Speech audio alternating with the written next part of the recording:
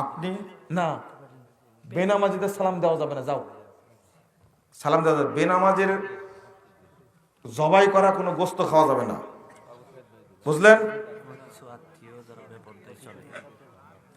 না না, এত প্রশ্ন করবেন কেন আপনারা? প্রশ্ন তো দিলাম। বেনামাজিকে গোসল করাবেন না, কাফন পরাবেন না। জানাজা তো পরে, জানাজার পরের কথা বলছি। গোসলই করানো যাবে না, কাফন পরানো যাবে না, কবরই করা যাবে না। ওই পুঁতে মাটি দিবেন, পুঁতে। পারবেন? পারবেন? পারবেন না, অত সহজ। আপনার বাপি নামাজ পড়ে না, আপনার বই নামাজ পড়ে না, হাসছেন কেন আপনারা? ফতোয়াটা শুধু জেনে রাখেন, আমল করার চেষ্টা করেন। কাফের জানাজা করলে খবর আছে, কোন মুশরিকের জানাজা করা যাবে? করবেন কেন? ও তো মুশরিক। আরো প্রশ্ন করছে, যে সকল আত্মীয় বেপরদা তাদের পর্দার দাওয়াত দিলে তারা পোশাককে তুচ্ছ করে, এরা কাফের। এরা কাফের যারা দাড়িকে, পর্দাকে, পোশাককে টিট করে, তুচ্ছ করে, তাচ্ছিল্য করে, এরা মুমিন, এরা কাফের। এরা কাফের জানাজা পড়বেন না, খবরদার, খুব সাবধান। কি, ছোট বাচ্চা বারবার পেশাব করার কারণে শরীরে অধিক সময় অপবিত্র থাকে। এই ছোট বাচ্চা ছেলে না মেয়ে সেটা তো লেখেননি আপনারা। বাচ্চা লিখছে তো, বাচ্চা লেখে, সমস্যা নাই। যদি 30 বছরের যদি বাচ্চা হয়, না না, আপনারাই বলেন, বলেন না যে আমার বাচ্চাটা যেন একটু দোয়া করেন, বয়স 30 বছর। এ তো ভালো বলেছে। কি বুঝলেন এটা? যদি ছেলে বাচ্চা হয়, দুগ্ধ পোষ্য, দুধ খায়, তাহলে এর পেশাব যদি লাগে তাহলে পানি ছিটিয়ে দিতে সমস্যা নাই। কিন্তু কন্যা শিশু, মেয়ে বাচ্চা হলে ধুতে হবে, ওটা চলবে না। এটা বাংলাদেশের রাজনীতি, ভোট সম্পর্কে কোরআন হাদিস কি বলে? হ্যাঁ, কোরআন হাদিস আপনার উপর নাজিল হয়েছে, শয়তানি করার জায়গা পান না? হ্যাঁ, আস্তাগফিরুল্লাহ, আপনার মুখটাই অপবিত্র। এই রাজনীতি, এই পয়সা নষ্ট, দুর্গন্ধযুক্ত, এই কুফুরি, শিরিকি, তাগুতি রাজনীতির কথা কোরআনে আসে? এগুলো পেশাব করার দরকার। এটা বর্তমান সময়ে সিজার কেন্দ্রিক সন্তান ডেলিভারি করানোর ক্ষেত্রে নিফাসের সময়কাল 40 দিন অতিবাহিত করার আগেই পবিত্র হয়ে যায়। হ্যাঁ, আমি তো বলি, এটা আজকে বলা হয়নি, তাই না? সিজার হলে এই মা সালাত কাজা করতে পারবে না, ওই দিন থেকে সালাত পড়বে। যদি ব্লিডিং হয় একদিন, পড়বে না। যেহেতু সিজার হলে ব্লিডিং হয় না, তখন থেকে সালাত আদায় করবে।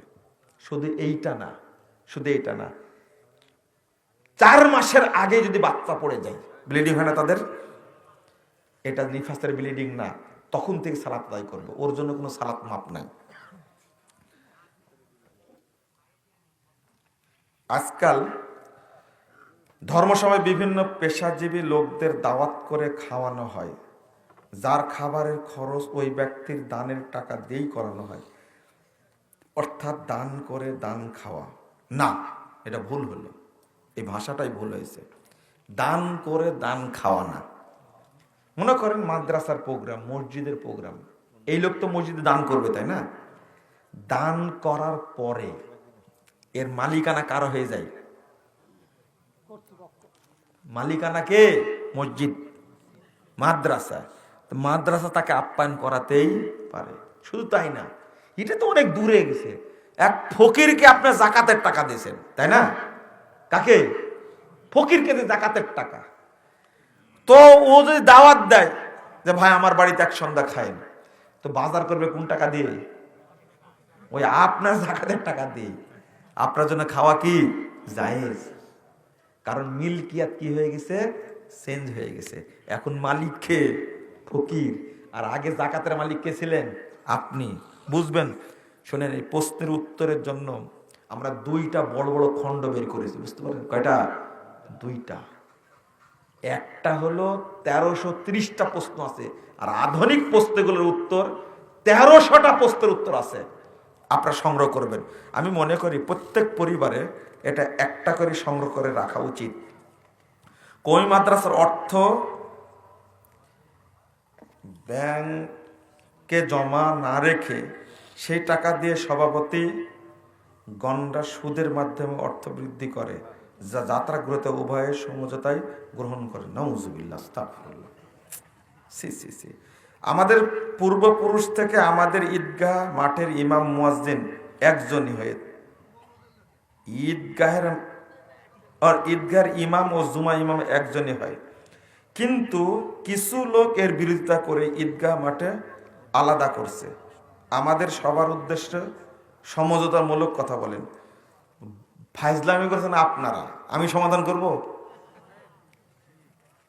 শোনেন, ঈদগাহ মসজিদ এগুলো শারঈ কারণ ছাড়া আপনি যে আলাদা করেছেন, ফতোয়া নিয়েছেন কারোর কাছে? ফতোয়া নেননি।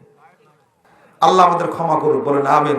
বলেন সুবহানাকা আল্লাহুম্মা ওয়া বিহামদিকা আশহাদু আল্লা ইলাহা ইল্লা আনতা আস্তাগফিরুকা ওয়া আতুবু ইলাইকা।